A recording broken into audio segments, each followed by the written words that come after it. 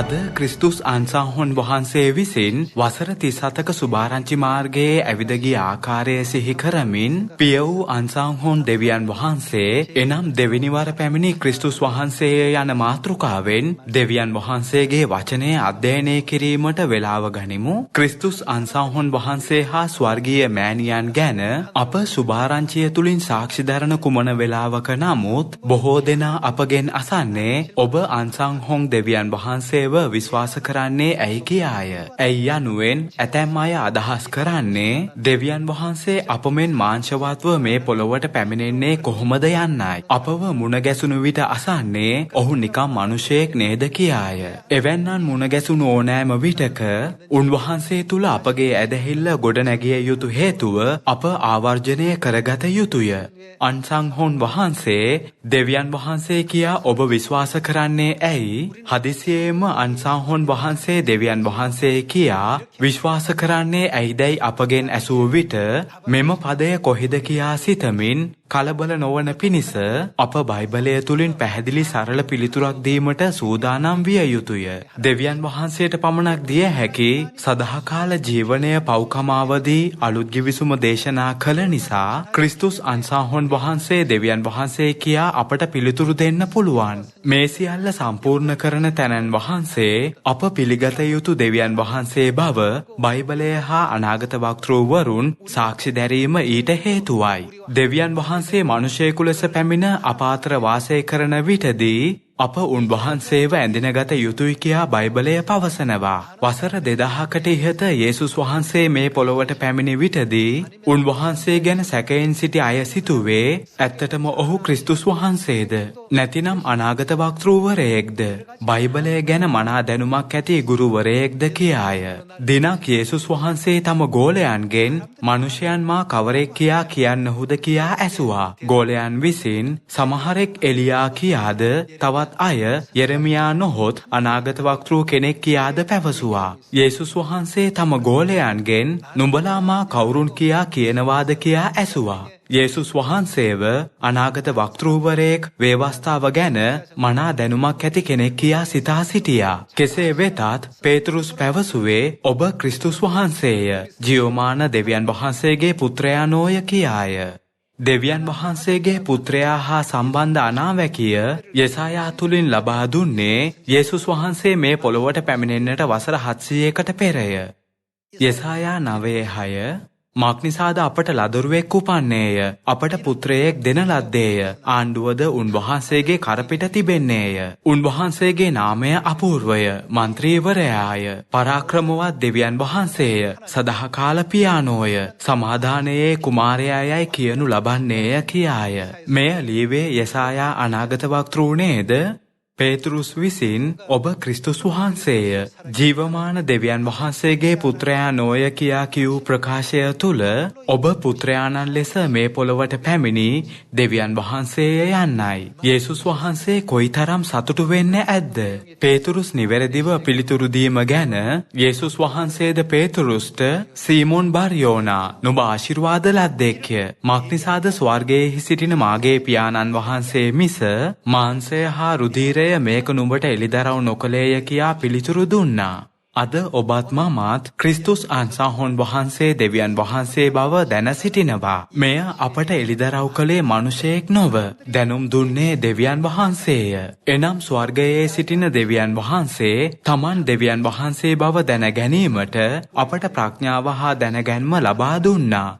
එහෙමනම් අප පිය වූ අන්සාහොන් වහන්සේව දෙවියන් වහන්සේ එනම් දෙවනවර පැමිණි ක්‍රිස්තුස් වහන්සේ කියා විශ්වාස කරන්නේ ඇයි? සියෝන් පිහිටුවමින් දාවිද්ගේ අනාවැකි සම්පූර්ණ කරමින් සදාකාල ජීවනයේදී අපට පව්කමාව ලබා දුන් නිසා උන්වහන්සේ දෙවියන් වහන්සේය. අපට බොහෝ සරල පිළිතුරු ලබා දෙන්න පුළුවන්. නමුත් අද ක්‍රිස්තුස් අන්සාහොන් වහන්සේ අපට ඒදන් උයනේ ජීවන වෘක්ෂය දුන් නිසා දෙවියන් වහන්සේ යන මාතෘකාව සමගින් මාංශවත්ව ප්‍රකාශ වූ දෙවියන් වහන්සේව ඇඳෙන ගැනීමට සාක්ෂි සොයමු. යොහාන් 5:39 බයිබලයේ ලියවී ඇත්තේ මාංශවත්ව පැමිණෙන දෙවියන් වහන්සේ ගැන සාක්ෂි දරන පිණිසයි. ලියවිලිවල සදාකාල ජීවනයේ ඇත්තේ යයි නුඹලා සිතන බැවින් නුඹලා ඒවා සොයන්න ඔහුය. ඒවා මා ගැන සාක්ෂි දෙයි. යම් කෙනෙක් බයිබලයේ අනාවැකි සම්පූර්ණ නොකර ක්‍රිස්තුස් වහන්සේ යයි පවසනවා නම් ඔහු බොරු ක්‍රිස්තුවරයෙක්ය.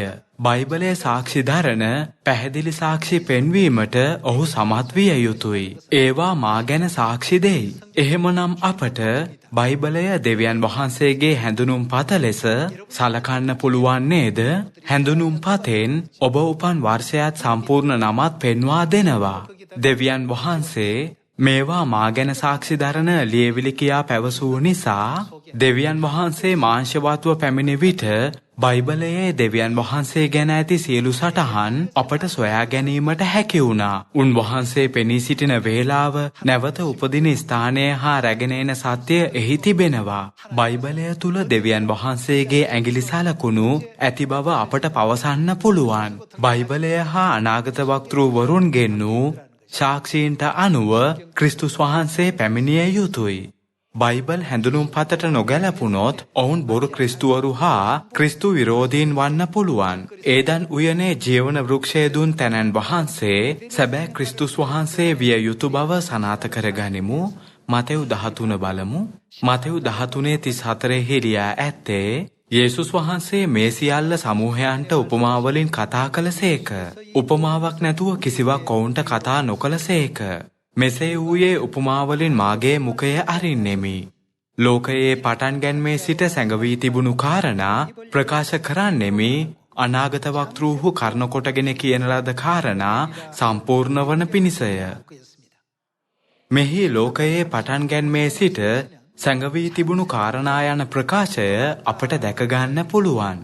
දෙවියන් වහන්සේ ලෝකයේ පටන් ගැන්මේ සිටම වැදගත් රහස් සැඟ වූ බව ඉන් අදහස් වෙනවා. බයිබලයේ පොත් 66 අතරින් ලෝකයේ පටන් ගැන්ම ගැන සටහන් වී තිබෙන්නේ උත්පත්ති පොතේ නේද? දැන් උත්පත්ති පොතේ සිට දෙවියන් වහන්සේගේ අනන්‍යතාවය ගැන එකින් එක සොයා බලමු. පොළොවේ ඊතා වේගයෙන් බොහෝ බොරු ක්‍රිස්තුවරු හා අනාගත වක්තෘවරු පෙනී සිටින නිසා හැඳුනුම් පතේ සටහන් වී ඇති ආකාරයට අප සැබෑ ක්‍රිස්තුස් වහන්සේගේ අනන්‍යතාවය හොඳින් පරීක්ෂා කරමු. මාමය විස්තර කරන්නේ පියාණන් වහන්සේ මෙතැන් සිට මාංශවත්ව පැමිණි දෙවියන් වහන්සේව උනන්දුවෙන් දේශනා කරන්න කියා පැවසූ නිසායි.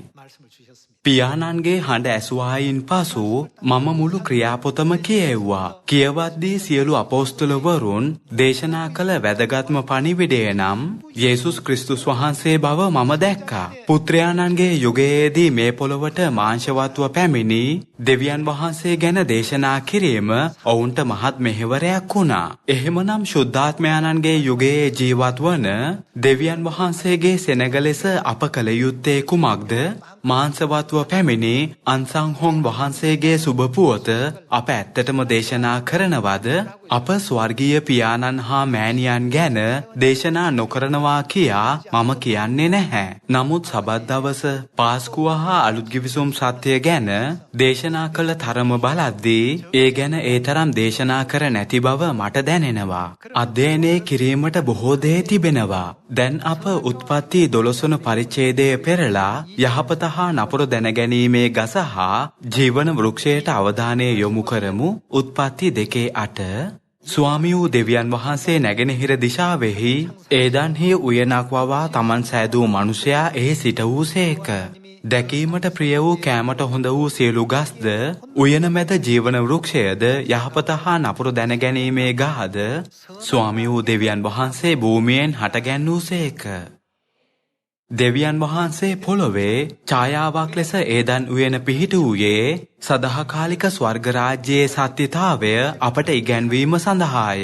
දෙවියන් වහන්සේ ඒදන් උයනේ ජීවන වෘක්ෂය හා යහපත හා නපුර දැනගැනීමේ ගසද මැව්වා. මතෙව් 13 දෙවියන් වහන්සේ පැවසුවේ සියල්ල උපමාවෙන් පවසන බවයි. එබැවින් ඒදන් උයනේ සිදු වූ සියල්ල වැදගත් අනාවැකිමය අරුතක් අඩංගු වී ඇති උපමාවකි. දෙවියන් වහන්සේ ඒවව මුලා කළා වූ සර්පයාව යක්ෂයාය සාතන්‍යයි කියන ලද පුරාණ සර්පයා ලෙස එළිදරව් 12 වන පරිච්ඡේදයේදී විස්තර කර තිබෙනවා. ඒදන් උයනේ සිදු වූ සියල්ල උපමාවක් බව අපට මේ තුලින් තේරුම් ගන්න පුළුවන් නේද? උත්පත්ති 2:17න් ජීවන වෘක්ෂය හා යහපත හා නපුර දැනගැනීමේ ගස ගැන සොයා බලමු. එහෙත් යහපත හා නපුර දැනගැනීමේ ගහෙන් කන්ට එපාය. මක්නිසාද එයින් කෑ දවසෙහි ඒකාන්තයෙන් නුඹ නසින්නෙහි යයි කීසේක. ආදම් හා ඒව සාතන්ගේ මුලාවට වැටි යහපත හා නපුර දැනගැනීමේ ගහෙන් කා අවසන් වූ බව අපට දැකගන්න පුළුවන්. උත්පත්ති 3:1 බලමු. සර්පයා වනාහි ස්වාමි වූ දෙවියන් වහන්සේ සෑදූ වනයේ කවර සත්වයෙකුටත් වඩා ප්‍රයෝග සහිත වූයේය. ඌද ඇත්තටම උයනේ කොයි ගසකින්වත් කන්ට එපාය කියා දෙවියන් වහන්සේ කීවාදැයි ස්ත්‍රියගෙන් ඇසීය. ස්ත්‍රීද උයනේ ගස්වල ගෙඩි කන්ට අපට පුළුවන්. එහෙත් දෙවියන් වහන්සේ නුඹලා නොනසින පිණිස උයන මැද තිබෙන ගහේ ගෙඩි කන්ටවත් එයට අත ගසන්ටවත් එපායයි කීසේකැයි සර්පයාට කීවාය. සර්පයාද නුඹලා ඇත්තටම නසින්නේ නැත. මක්නිසාද නුඹලා එයින් කන දවසෙහි නුඹලාගේ ඇස් ඇරෙන බවත් නුඹලා යහපත හා නපුර දැනගෙන දෙවියන් වහන්සේට සමාන වන බවත් දෙවියන් වහන්සේ දන්නාසේකැයි ස්ත්‍රියට කීය. ස්ත්‍රී වනාහි ඒ ගහ කෑමට හොඳ බවද එය ඇස්වලට ප්‍රිය බවද නුවණ ලැබීම සඳහා ආශාවිය යුතු ගහක් බවද දැක එහි ගෙඩිගෙන කෑවාය. ඈ තමා සමග සිටි තමාගේ පුරුෂයාටත් දුන්නාය. ඔහුද කෑවේය. එවිට ඔවුන් දෙදෙනාගේ ඇස් ඇරි තමන් නග්නව සිටින බව ඔවුහු දැනගත්තෝය. ඔවුහු අත්තික්කා කොළ මහා තමන්ට ඉනවැසුම් සාදාගත්තෝය. අවසානයේදී ආදම් හා ඒව යක්ෂයාගෙන් මුලා වී තහනම් පල කෑවා. දෙවියන් වහන්සේ පැවසුවේ එයින් කෑ දවසෙහි ඒකාන්තයෙන්ම නුඹ නසින්නෙහිය කියාය. මේ ගස ගැන දෙවියන් වහන්සේ පැවසුවේ මෙයයි. නමුත් සර්පයා පැවසුවේ කුමක්ද? එයින් කෑවත් නුඹ නසින්නේ නැත කියාය.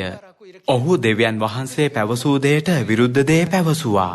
ආදම් හා ඒව මුල් පාපය එනම් යහපත හා නපුර දැනගැනීමේ ගසෙන් කා අවසන් වුණා. ප්‍රතිඵලයක් ලෙස සියලු මනුෂ්‍ය වර්ගයාත් ආදම් හා ඒවගේ පාපය උරුම කරගෙන මරණයට නියම වුණා. එසේනම් මනුෂ්‍යයාට යහපත හා නපුර දැනගැනීමේ ගසේ සදාකාල ශාපයෙන් නිදහස් විය හැකි ක්‍රමයක් නැද්ද? මෙය ඊටා දරුණු තත්වයක්. උත්පත්ති පොතේ සටහන් දෙවියන් වහන්සේව විශ්වාස නොකරන අය පවා දන්නා තරමට ඊටා ප්‍රසිද්ධයි. ආදම් හා ඒව යහපත හා නපුර දැනගැනීමේ ගසෙන් කෑ බව මුළු ලොවම දැන සිටියත් ඔවුන් ජීවන වෘක්ෂය ගැන දන්නේ නැහැ. ජීවන වෘක්ෂය හා සම්බන්ධව දෙවියන් වහන්සේ දුන් ඉගැන්වීම් උත්පත්ති 3:22 බලමු. ස්වාමි වූ දෙවියන් වහන්සේ බලව මනුෂ්‍යයා යහපත හා නපුර දැනගැනීමට අපගෙන් කෙනෙකුමෙන් උනේය. දැනුදු ඔහු තමාගේ අත දිගු කොට ජීවන වෘක්ෂයනුත් ගෙනකා ඔවුන් කොපමණ කලක් ජීවත් වෙනවද? සදාකාලයටම ජීවත් නොවන පිණිසය කියා යහපත හා නපුර දැනගැනීමේ ගසෙන් කෑමේ ප්‍රතිඵලය මරණය බවත් ජීවන වෘක්ෂයේ කෑමේ ප්‍රතිඵලය සදාකාල ජීවනය බවත් දෙවියන් වහන්සේ ඔවුන්ට ඉගැන්නුවා. යහපත හා නපුර දැනගැනීමේ ගසින් කා මරණීය අය බවට පත් වූවත් ජීවන වෘක්ෂයෙන් කෑවොත් සදාකාලයටම ජීවත් වෙනවා. නමුත් දෙවියන් වහන්සේ විසින් පව්කරුවන්ට ජීවන වෘක්ෂයෙන් කෑම තහනම් කළා. 23 වන පදය යම් භූමියකින් ඔහු ගන්නා ලදද එය වවන පිණිස ස්වාමි වූ දෙවියන් වහන්සේ ඒදන් උයනෙන් ඔහු පිට කළසේක. මෙසේ උන්වහන්සේ මනුෂ්‍යයා පිටතට එළවා දෙවියන් වහන්සේ රැකවල් කළේ කුමක්ද? ජීවන වෘක්ෂයට යන මාර්ගය රැකවල් කරන පිණිස ඒදන් උයනට නැගෙනහිරින් කෙරුබ්වරුන්ද හැම අතටම කැරකවෙන්නා වූ ගිනිමය වූ කඩුවක්ද පිහිටෙව්සේක. දෙවියන් වහන්සේ ආදම් හා ඒවව ඒදන් උයනෙන් පිටතට එළවා කිසිවෙකුටවත් ජීවන වෘක්ෂයට ලංවීමට නොහැකි වන ලෙස කෙරුබ්වරුන්ද හැම අතටම කැරකවෙන්නා වූ ගිනිමය වූ කඩුවක්ද පිහිටුවමින් ඒ මාර්ගය රැකවල් කළා. අප අවධානය යොමු කළ යුතු එක් විශේෂිත කරුණක් තිබෙනවා. ඒදන් උයනේ ජීවන වෘක්ෂයට යන මාර්ගය වැසුවේ කවුරුන්ද? ආඥාවට අනුව ඒ මාර්ගය වැසුවේ දෙවියන් වහන්සේය. එහෙමනම් ඒ මාර්ගය විවර කිරීමේ බලය ද ඇත්තේ කාටද? දෙවියන් වහන්සේට පමණයි. චිත්‍රපටයක හෝ නාට්‍යයක සිටින සෑම චරිතයකටම රඟ දැක්වීමට චරිත තිබෙනවා. ප්‍රධාන චරිතයේ දෙමව්පියන් මිතුරන් නැතිනම් ප්‍රධාන චරිතයේ සතුරාටත් විවිධ චරිතයන් රඟ දක්වන්න තිබෙනවා. එලෙසම ජීවන වෘක්ෂයට යන මාර්ගය විවර කළ හැකි භූමිකාව ඇත්තේ දෙවියන් වහන්සේට පමණක් බව බයිබලය අපට කියා දෙමින් සිටිනවා. කවුරුන් හෝ මිලියන දසගුණයක් බයිබලය කියවා තිබූ පමණින් කිසිවෙකුට ඒ භූමිකාව ලැබෙන්නේ නැහැ. මෙය දෙවියන් වහන්සේ මාංශවත්ව පැමිණි විටදී පමණක් ඉටු කළ හැකි භූමිකාවක්ය. මක්නිසාද ජීවන වෘක්ෂයට යන මාර්ගය රැකවල් කරන්නට අණ කළේ දෙවියන් වහන්සේය. කිසිවෙකුට දෙවියන් වහන්සේගේ අණ අභිබවා යන්න බලයක් නැහැ. පුරාණ රාජවංශයන් වල විශාල බලයක් තිබෙන රජ කෙනෙකුගේ නියෝගයකට ආණ්ඩුකාරවරයා විසින් අද මම රජුගේ අණ ප්‍රතික්ෂේප කරනවා කියා පැවසුවොත් ඔහුව මරණයට නියම වෙනවා නේද? සෑම කෙනෙක්ම රජුගේ අණට අවනත විය යුතුයි. මනුෂයාගේ තත්වය මෙය නම් මුළු විශ්වය තුල දෙවියන් වහන්සේගේ ආඥාවට අකීකරු වන්නට හිතන කවුරුන් හෝ සිටිනවද? කිසිම කෙනෙක් නැහැ. දෙවියන් වහන්සේ වසන්න කියා පැවසූ නිසා මාර්ගය විවර කරන්න කියා පැවසිය හැකි එකම තැනන් වහන්සේ කවුරුන්ද? ඒ දෙවියන් වහන්සේ පමණයි නේද? එබැවින් යම් කෙනෙක් ඔබ අන්සාහොන් වහන්සේව දෙවියන් වහන්සේ ලෙස විශ්වාස කරන්නේ ඇයි කියා ඇසුවොත් ජීවන වෘක්ෂයට යන මාර්ගය විවර කළ හැකි එකම තැනැත්තා දෙවියන් වහන්සේය කියා කිය යුතුයි. ජීවන වෘක්ෂය හා යහපත හා නපුර දැනගැනීමේ ගසේ කතාව ගැන මතෙව් 13 වන පරිච්ඡේදයේ පවසන්නේ කුමක්ද? එය උපමාවක් කියා පවසනවා. සර්පයාගෙන් යක්ෂයාවත් ආදම්ගෙන් එන්නා වූ තැනැන් වහන්සේ වන ක්‍රිස්තුස් වහන්සේව නිරූපණය වනවා. එහෙමනම් ජීවන වෘක්ෂයෙන් නිරූපණය වන්නේ කුමක්ද කියා අප සොයා බැලිය යුතුයි නේද? සදාකාල ජීවනය ලැබීමට අප කෑ යුතු ජීවන වෘක්ෂයේ සත්‍ය කුමක්ද? දෙවියන් වහන්සේ අපට යොහන් 6:53 දී ඉගැන්වූයේ කුමක්දයි බලමු. ඒ නිසා යේසුස් වහන්සේ ඔවුන්ට කියනසේක් සැබවක් නුඹලාට කියමි. නුඹලා මනුෂ්‍ය පුත්‍රයාගේ මාංශය නොකනවා නම් ඔහුගේ ලේ නොබොනවා නම් නුඹලා තුලම ජීවනයේ නැත. මාගේ මාංශය කන්නා වූ මාගේ ලේ බොන්නා වූ අයට ඇත්තේ කුමක්ද? සදාකාල ජීවනය ඇත. සැලකිලිමත්ව යොහන් 6 පරීක්ෂා කරමු. උත්පත්ති පොතේ ඉතිහාසයට අනුව දෙවියන් වහන්සේ මනුෂයාට සදාකාල ජීවනය ලැබීමට දුන්නේ ජීවන වෘක්ෂයේ කෑවිට පමණයි. යොහන් 6 දී වසර 2000කට ඉහත මාංශවත්ව පැමිණි දෙවියන් වහන්සේගේ ඉගැන්වීම් වලට අනුව මාංශය හා රුධිරය අනුභව කළහොත් අපට කුමක් ලැබිය හැකිය කියා දෙවියන් වහන්සේ පැවසුවද?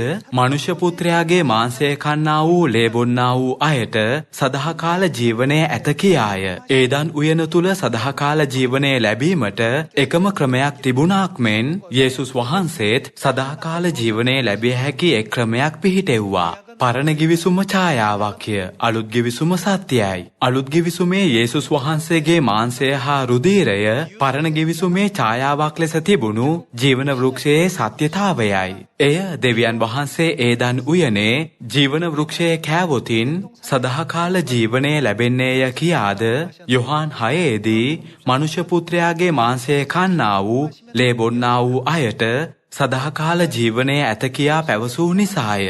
වෙනත් ලෙසකින් පැවසුවොත් උපමාවේ ජීවන වෘක්ෂයේ සත්‍ය වන්නේ යේසුස් වහන්සේගේම මාංශය හා රුධිරයයි. අපට මෙය බයිබලයෙන් සනාථ කරගන්න පුළුවන්. 54 වන පදය. මම අන්තිම දවසේදී ඔහු නැගිටුවන්නෙමි. මක්නිසාද මාගේ මාංශය සැබෑ වූ කෑමය. මාගේ ලේ සැබෑ වූ බීමය. මාගේ මාංශය කන්නා වූ මාගේ ලේ බොන්නා වූ තැනැත්තේ මා තුලෙහි පවති. මමද ඔහු තුලෙහි පවතිමි. ජීවමාන පියාණන් වහන්සේ මා එව්වාක් මෙන්ද මා පියාණන් වහන්සේ නිසා ජීවත් වන්නාක් මෙන්ද මා කන තැනැත්තේ මා නිසා ජීවත් වන්නේය. යේසුස් වහන්සේව කන තැනැත්තේ ජීවත් වන බවට ලියවී තිබෙනවා. එබැවින් යේසුස් වහන්සේ ඒදන් උයනේ ජීවන වෘක්ෂය බව අපට පහසුවෙන්ම තේරුම් ගන්න පුළුවන්. 58 වන පදයට යමු. ස්වර්ගයෙන් බැසාවා වූ කෑම මේය. පියවරුන් කාලා මැරුණාක් මෙන් නොව. මේ කෑම කන තැනැත්තේ සදාකල් ජීවත් වන්නේ යයි කීසේක.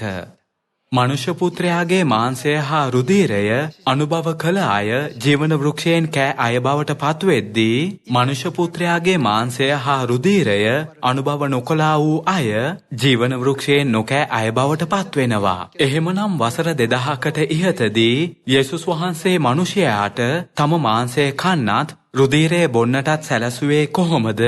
මෙය ඊටා වැදගත් කාරණයක්ය. මතෙව් 26:17ට යමින් පිළිතුරු සොයා බලමු. මුහුන් නොදෙමූ රොටි කන පළමුවෙනි දවසේ ගෝලයෝ යේසුස් වහන්සේ ළඟට ඇවිත් ඔබ පාස්කුව කන පිණිස අප විසින් කොතන පිළියෙල කරනවාට කැමතිසේක්දැයි ඇසුවෝය. ඇතැම් අය ටිකකට කලින් යේසුස් වහන්සේගේ මාංශය හා රුධිරය ගැන කතා කරද්දී ඔබ හදිසියේම මට පාස්කුව ගැන පෙන්වන්නේ ඇයි කියා අසනවා. පාස්කුවට යේසුස් වහන්සේ හා සමග වැදගත් සම්බන්ධතාවයක් තිබෙනවා. 18 උන්වහන්සේ නුවර අසවලා ළඟට ගොස් ඔහුට කතා කොට මාගේ කාලය ආසන්නය. මාගේ ගෝලයන් සමග නුඹේ ගෙදරදී පාස්කුව පවත්වමි ආචාර්යින් වහන්සේ කියනසේකැයි ඔහුට කියන්නයි කීසේක. ගෝලයෝ යේසුස් වහන්සේ ඔවුන්ට අනකල ලෙස කොට පාස්කුව පිළියෙල කළෝය. මෙය ඔවුන් පාස්කුව සූදානම් කළ සිදුවීමයි. මෙහිදී අපට යේසුස් වහන්සේගේ මාංශය හා රුධිරයේත් පාස්කු චාරිත්‍රයත් අතර ඇති සම්බන්ධතාවය සොයාගන්න පුළුවන්. 26 වන පදය. ඔවුන් කමින් සිටියේදී යේසුස් වහන්සේ රොටිගෙන ආශිර්වාද කොට කඩා ගෝලයන්ට දී රැගෙන කන්න මේක මාගේ ශරීරයයි කීසේක. එනම් මනුෂ්‍ය පුත්‍රයාගේ මාංශයයි. 27 උන්වහන්සේ කුසලානක් ගෙන ස්තුති කොට ඔවුන්ට දී නුඹලා සියල්ලෝම මෙයින් බොන්න. කුසලානය තුල ඇති පාස්කුවේ මිදිවුෂ සම්බන්ධව උන්වහන්සේ පැවසුවේ නුඹලා සියල්ලෝම මෙයින් බොන්න කියාය. 28 මේක පෞකමාව පිණිස බොහෝ දෙනා උදෙසා වගුරවන අලුත් ගෙවිසුමේ එනම් පාස්කු මිදිවුෂ මාගේ ලේය. වෙනත් ලෙසකින් පැවසුවොත් පාස්කුවේ රොටි තම මාංශය බවත් මිදියුෂ රුධිරය බවත් දෙවියන් වහන්සේ පොරොන්දු වුණා. පාස්කු මංගල්‍යයේ සත්‍යතාවය තව තවත් ආහුරු කරමින් උන්වහන්සේ මෙම පොරොන්දුව අලුත් ගිවිසුම ලෙස හැඳින්වුවා. ලූක් 22:7 බලමු. තවද පාස්කුව පූජා කළ යුතු මුහුන් නොදෙමූ රොටි කන දවස පැමුණුනේය. එවිට උන්වහන්සේ පේතරුස්ද යොහන්ද යවමින් නුඹලා ගොස් අප විසින් පාස්කුව කන පිණිස පිළියෙල කරන්නයි කීසේක. කොතැන පිළියෙල කරනවාට ඔබ කැමතිසේක්දැයි ඔවුහු උන්වහන්සේගෙන් ඇසුවෝය. උන්වහන්සේ ඔවුන්ට කතා කොට බලව නුඹලා නුවරට ඇතුල් වූ විට මිනිසෙක් පැන් කලයක් ගෙන යනවා නුඹලාට සම්බවන්නේය. ඔහු යන ගෙදරට ඔහු පස්සේ ගොස් ගේ ස්වාමියාට කතා කොට විසින් මාගේ ගෝලයන් සමග පාස්කු කන්ට හැකි වූ ආගන්තුක ශාලාව කොතනද කියා ආචාර්යින් අසනවායයි කියන්න. සූදානම් කර තිබෙන මහත් උඩුමහලක් ඔහු නුඹලාට පෙන්වනවා ඇත. එහි පිළියෙල කරන්නයි කීසේක. ඔවුහු ගොස් උන්වහන්සේ කී ලෙස සම්බව පාස්කුව පිළියෙල කළෝය. පැය පැමිණි කල උන්වහන්සේද උන්වහන්සේ සමග ප්‍රේරිතයෝද හිඳගත්තෝය. උන්වහන්සේ ඔවුන්ට කතා කොට වද විඳීමට පළමුවෙන් මම මේ පාස්කුව නුඹලා සමග කන්ට අතිශයින් ආශා වුනෙමි. පාස්කුව අනුභව කිරීමේ සිදුවීම 19 වන පදයෙන් බලමු. උන්වහන්සේ රොටිගෙන ස්තුති කොට කඩා ඔවුන්ට දී මේක නුඹලා උදෙසා දෙන ලද මාගේ ශරීරය. පාස්කුවේ රොටි කඩා ඔවුන්ට ලබා දෙමින් උන්වහන්සේ පැවසුවේ මේක මාගේ ශරීරයයි. එනම් මාගේ මාංශය කියාය. මා සිහි කිරීම පිණිස මේක කරන්නයි කීසේක. එලෙසම රාත්‍රී කෑමට පසු කුසලානදී පාස්කු මිදිවුෂ ඇති කුසලානදී මේ කුසලාන කවුරුන් උදෙසාද නුඹලා උදෙසා වගුරවන මාගේ ලේහි කුමක්ද අලුත් ගිවිසුමය.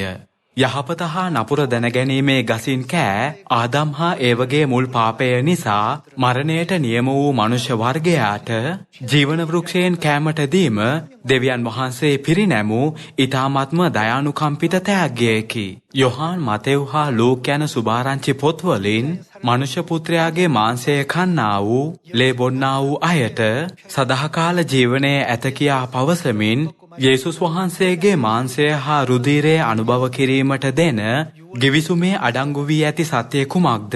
ඒ අලුත් ගිවිසුමේ පාස්කුවේ සත්‍යයයි. එසේනම් සත්‍ය තිබෙන තැන තවත් කුමක් තිබිය යුතුද? ජීවන වෘක්ෂයට යන මාර්ගය තිබිය යුතුයි. අප සෑම වසරකදීම පාස්කුව පවත්වමින් සිටිනවා. එබැවින් සෑම වසරකදීම ජීවන වෘක්ෂයෙන් කන බව අපට පවසන්න පුළුවන්. කෙසේ වෙතත් දෙවියන් වහන්සේගේ අවසරය නැතිව අපට ජීවන වෘක්ෂය කන්න පුළුවන්ද? බැහැ. උන්වහන්සේගේ අවසරය නැතිව අපට කිසිදාක එයින් කන්න බැහැ. එහෙමනම් දැන් අපට ජීවන වෘක්ෂයෙන් කෑමට හැකි වී තිබීම යන්නෙන් අදහස් වෙන්නේ කුමක්ද? නැවත පැමිණ අපට ජීවන වෘක්ෂයෙන් කෑමට අවසර දුන්නේ කවුද? කවුරුන් පැමිණියාද? දෙවියන් වහන්සේ පැමිණියා. අපට පාස්කුවේ රොටි හා මිදියුෂ දුන්නේ කවුරුන්ද? පිය වූ අන්සාහුන් වහන්සේ හා එක්ව නව යෙරුසලෙම් ස්වර්ගීය මෑණියන්ය. ක්‍රිස්තුස් අන්සාහුන් වහන්සේ විසින් වැසී තිබුණු සියලු දොරටු විවර කර දුන්නා. එහෙමනම් උන්වහන්සේ කවුරුන් විය යුතුද? බලව, මේ අපේ දෙවියන් වහන්සේය. අප උන්වහන්සේ ගැන බලා සිටියෙමුව. උන්වහන්සේ අප ගලවනසේක. වසර 2000කට ඉහතදී පරිසවරුන් හා ලියන්නන් යේසුස් වහන්සේට පීඩා හා අවමාන කළා. සුභාරංචිය දේශනා කරන්නට යන කොතැන නමුත් ඔවුන් යේසුස් වහන්සේට විරුද්ධව දුෂ්ට ක්‍රියා සිදු කළා.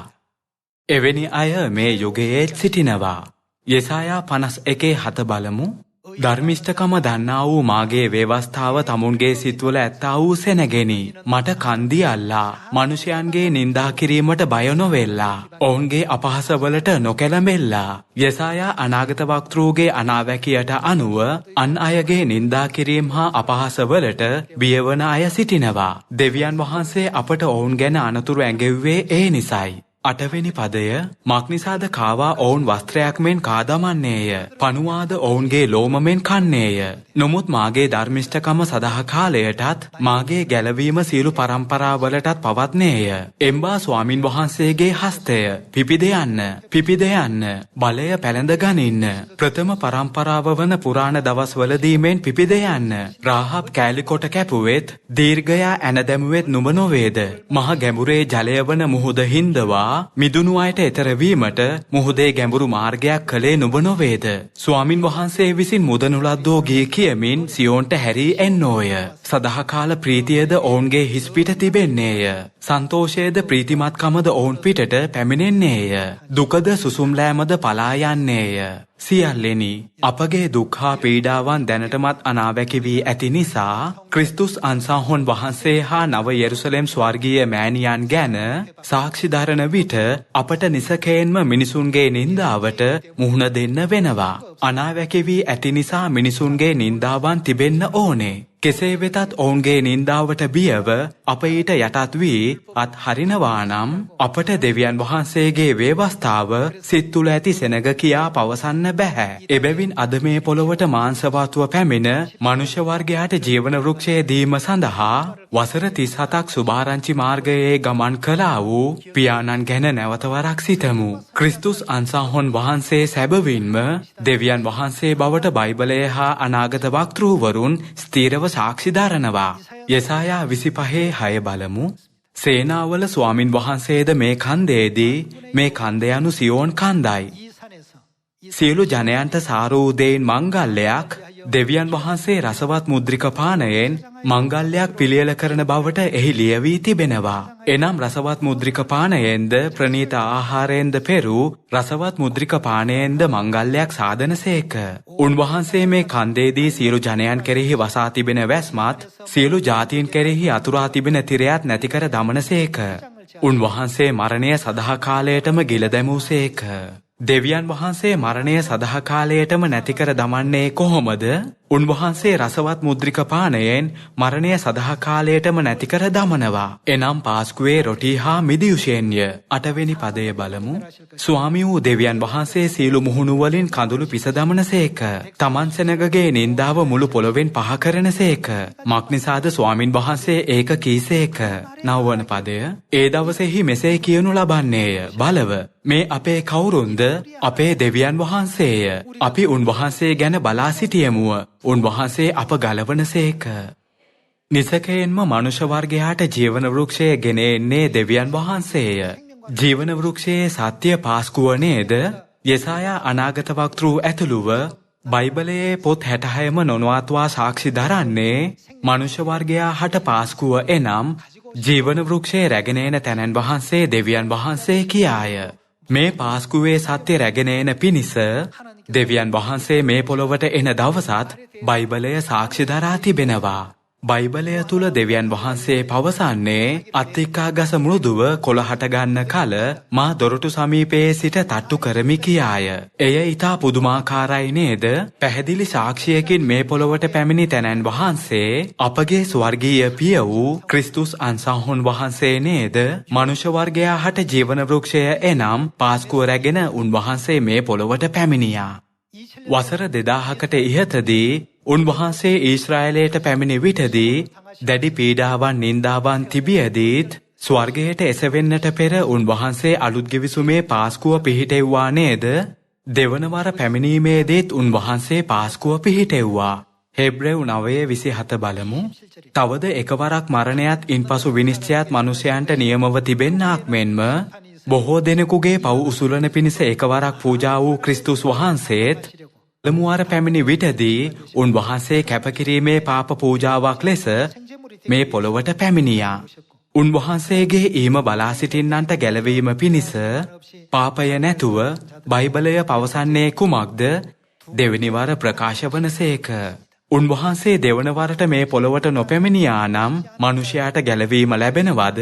නැහැ. යේසුස් වහන්සේ ස්වර්ගයට එසවුවායින් පසු හතරවන සියවසේදී සාතන් විසින් සත්‍ය සම්පූර්ණයෙන්ම නැති කර දැමූ නිසා මිනිසයාට ගැලවීම ලැබුණේ නැහැ. ක්‍රිස්තු වර්ෂ 321 දී ඉරුදින මෙහෙය නිල වශයෙන් ස්ථාපිත වුණා. ඉරුදින මෙහෙය පැමිණි විට සබත් දවස ක්‍රමයෙන් අතුරුදහන් වී ගියා. ක්‍රිස්තු වර්ෂ 325 දී පාස්කුව අවලංගු වුණා. පාස්කුව අවලංගු වූ විට ඒ වෙනුවට ස්ථාපිත වූයේ කුමක්ද?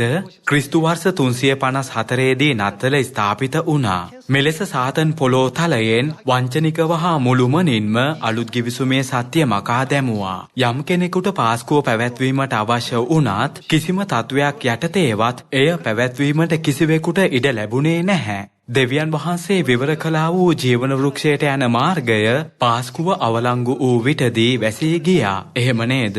හෙබ්‍රෙව් 9:28ට අනුව ගැලවීම රැගෙන එන පිණිස දෙවියන් වහන්සේට දෙවන වරට පැමිණීමට සිදුවන්නේ ඒ නිසයි. අපගේ ගැලවීම උදෙසා ජීවන වෘක්ෂයට යන මාර්ගය විවර කළ හැක්කේ දෙවියන් වහන්සේට පමණක් නිසා එහි යන මාර්ගය විවර කළ හැක්කේද දෙවියන් වහන්සේට එනම් දෙවන වර පැමිණි ක්‍රිස්තුස් වහන්සේට පමණයි. අද අප අවට තිබෙන සභාවන් දෙස බලන්න. සභාවන්ට යන බහුතරයක් දෙනා පාස්කුව ගැන බයිබලයේ තිබුණත් එය කුමක්දැයි නොදැන සිටිනවා. මනුෂ්‍යයන්ට පැවැත්වීමට නොහැකි වන ලෙස සාතන් පාස්කුව සැඟෙව්වේ ඇයි? සාතන් කාලයන්ද වේවස්ථාවන්ද වෙනස් කරන බවට දානියෙල් 7:ही ලියවී තිබෙනවා නේද? සාතන් දෙවියන් වහන්සේගේ ජීවනයේ ආඥාවන් සංගවාගෙන අවසානයේදී මිනිසුන්ව කවුරුන්ව දැන ගැනීමෙන් වළක්වනවාද? දෙවියන් වහන්සේ ගැන දැනගැන්මෙන් වැළැක්වීම ඔහුගේ අරමුණයි. මිනිසුන්ව අකීකරු කරවමින් දෙවියන් වහන්සේව දැනගැන්මෙන් වළක්වාලනවා.